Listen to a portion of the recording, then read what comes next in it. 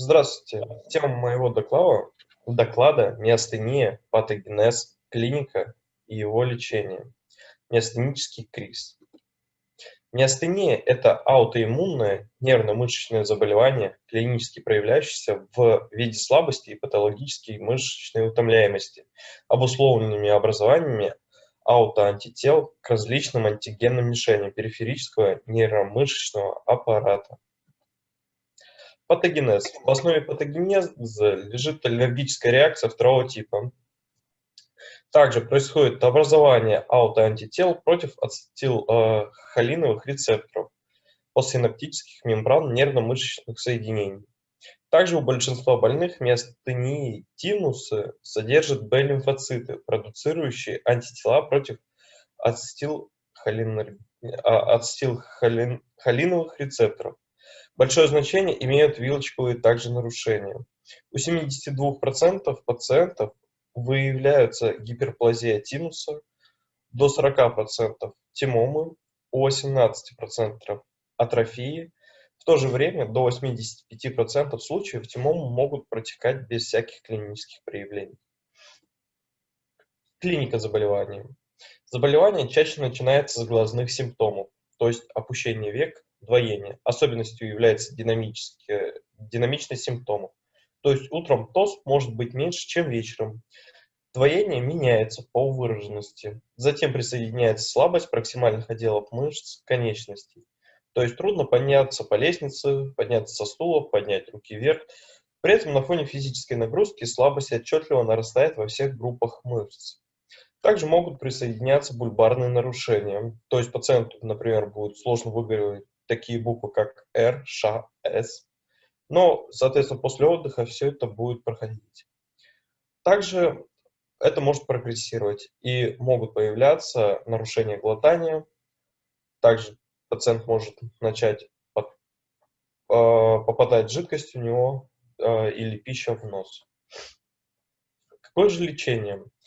Врач назначает, соответственно, при миостении и глазных формах калимин или же препараты, содержащие калий. В случаях выраженной мышечной слабости или наличия бульбарных нарушений применяется глюкокортикоидная терапия, то есть преднизолон. В первые 1-2 года от начала заболевания при генерализованной форме миостении приводится оперативное вмешательство по удалению вилочковой железы. Соответственно, в пожилом возрасте при недостаточной эффективности терапии преднизолона назначают цитостатики.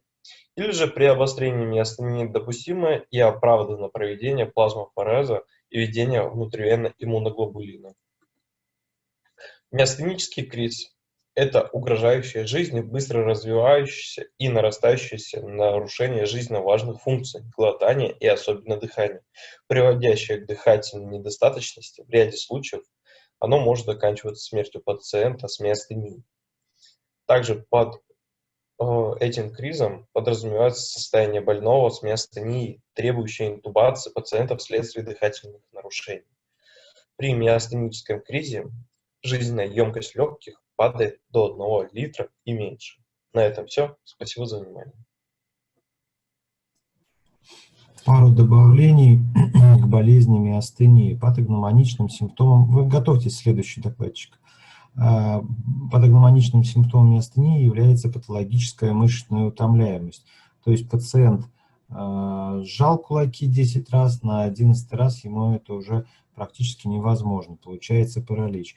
Он зажмурил глаза 10 раз, мышца была, мускулис орбикулярис окули была сильная, а на 10-11 тоже смыкание вот этой мышцы появляется слабость. Человек пожевал, покушал, устал и не может дальше жевать, мышечной силы нету.